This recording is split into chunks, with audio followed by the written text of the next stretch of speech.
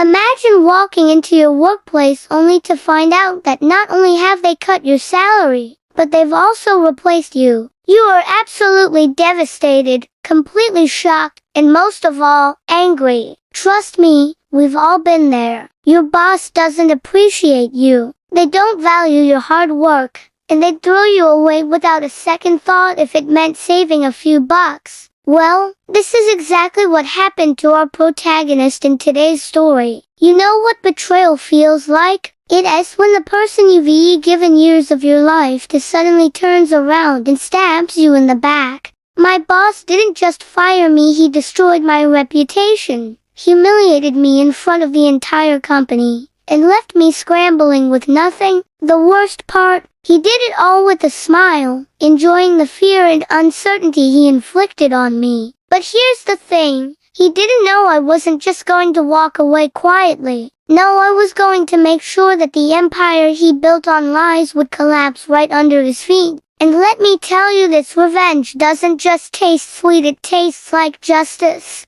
I've been working at Rivers & Cole Consulting for almost 7 years. I wasn't just another employee, I was the guy who stayed late, the guy who cleaned up mistakes, the guy who made my boss, Richard, look good in front of the board. Richard wasn't the kind of man you could call a leader. He was charming in meetings, ruthless behind closed doors. The kind who'd smile at you in the hallway, then twist your words in front of clients to make himself shine brighter. The kind who pats you on the shoulder and says, "You're doing great," while secretly looking for reasons to criticize you. I hated that about him, but I tolerated it because I believed in hard work. I believed that loyalty would pay off one day. I told myself, if I just stick it out, if I just prove myself, I'll get that promotion, that respect. But I was wrong. The first sign came when I started noticing my projects being credited under someone else's name. Reports I had worked weekends on were presented to clients with Richard's name on them. My coworkers whispered things like, "Man, you do all the work, but he takes the spotlight. Don't get demotivated." You know how it is with bosses. They want all the credit. Still, I brushed it off. After all, he was my boss. That was the hierarchy. The thing is, I thought Richard was ambitious, driven, someone who lived and breathed success. I admired that. I wanted to be a part of his winning team. So I gave him my all. I stayed late, picked up slack, covered for absent colleagues. All for the good of the company, all for the sake of teamwork. Then one day, the rug was pulled right from under me. It was a Monday morning. The kind of morning where the air feels heavy, like it knows what's about to happen. Richard called me into his office. I walked in expecting a discussion about the Johnson project, the one I had poured my soul into. Instead, I found HR sitting there. My stomach sank. The last time I had been in this office, I got a warning about office politics. What did they have against me? The door closed behind me. I turned to Richard and asked, "So, can I help you?" Richard leaned back in his chair, wearing that smug little smirk, and said, "Unfortunately, we've received several complaints about your performance. Clients feel you've been unprofessional, and we just can't tolerate that kind of behavior here. Effective immediately, you're terminated." The room spun. I felt my heart pounding in my ears. I stumbled over my words. Complaints? From who? About what? This has to be a mistake. How can I fix it? Richard leaned forward, his voice low and dangerous. "There's nothing to fix."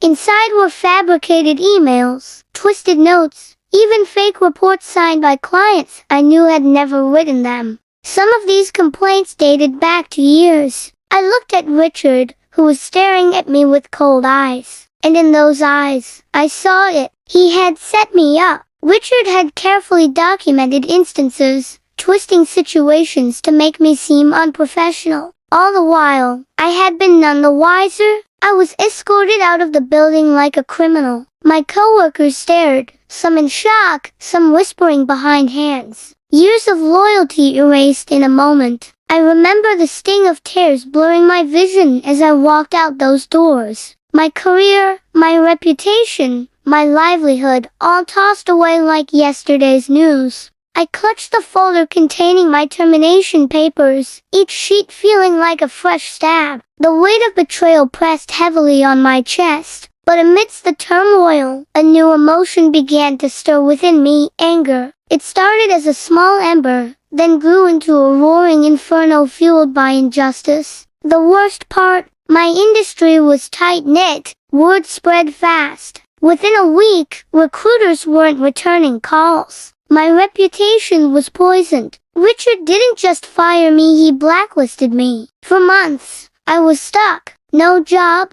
no income. My savings drained just trying to keep my apartment. Depression settled in. I felt worthless. But anger kept me alive. Every time I replayed Richard's smirk in my head, the fire burned hotter. And one night, staring at my ceiling at 3 a.m., I whispered to myself, he took everything from me. I'll take everything from him. To be honest, I tried the normal route, reaching out to people I worked with.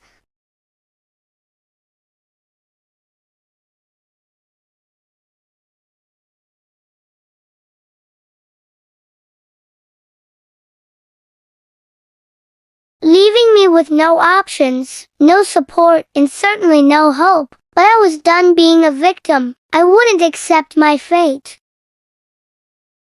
I decided to strike back, to take him down. But my vengeance wouldn't be based on emotions. No, it would be a calculated move, a strategic attack that left no room for error. I began collecting dirt on Richard. I started digging. Quietly, I had contacts, former employees who had left because of Richard's toxic leadership. I called them up. Slowly, a picture formed. Richard had skeletons, big ones. He'd been cooking the books, inflating client numbers to impress investors. He had been harassing female employees, threats swept under the rug by hour. And worst of all, embezzling funds from the very projects I had worked on. I discreetly gathered as much evidence as I could, each piece fueling my determination to bring Richard down. Months went by and my patience paid off. I discovered a hidden email account of Richard's where he detailed his shady dealings.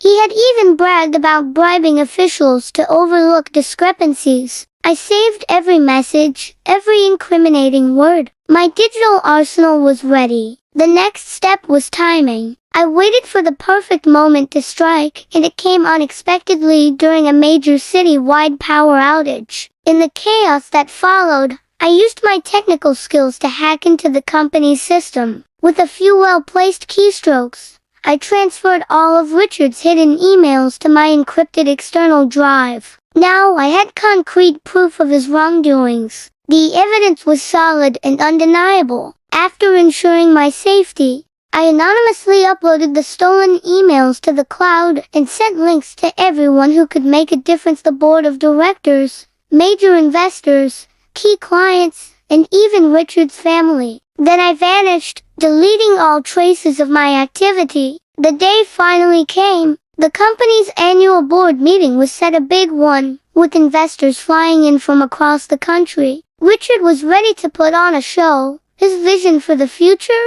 What he didn't know was that I had sent an anonymous package to every single board member the night before. Inside, the flash drive filled with evidence. Emails, recordings, financial discrepancies, employee testimonies. As Richard stood on stage, bragging about his leadership, I could see the board members whispering, passing around papers, glaring at him with growing disgust. Within hours, he was escorted out of the very building he had once ruled, and the board made his termination public. News spread fast: Richard Cole, CEO, fired for fraud and misconduct. To be honest, I was surprised by the speed and efficiency of it all. The board had acted swiftly, decisively, clearly wanting to distance themselves from Richard's mess. It was a stark contrast to their previous complacency. Perhaps they had been waiting for concrete proof, and I had provided it. Honestly, the whole experience shook me. Being betrayed, slandered, fighting back. I mean, it was a roller coaster of emotions. But I guess that's life. You just gotta roll with the punches, you know? But honestly, I'm glad it happened. If Richard hadn't thrown me out, I wouldn't have had the drive to make this massive change in my life. So, yeah, it was tough, but it was also a wake-up call. I really learned to appreciate the simple things in life and to never, ever trust someone blindly again. In the end, though, the sweet taste of revenge was worth it. Now I just laugh at the irony. I mean, Richard planned to pin me down for his own mistakes, but instead I ended up exposing him. So to anyone listening, don't let anyone hold you down. If someone tries to belittle you, just wait for your chance to shine, and then watch them fall.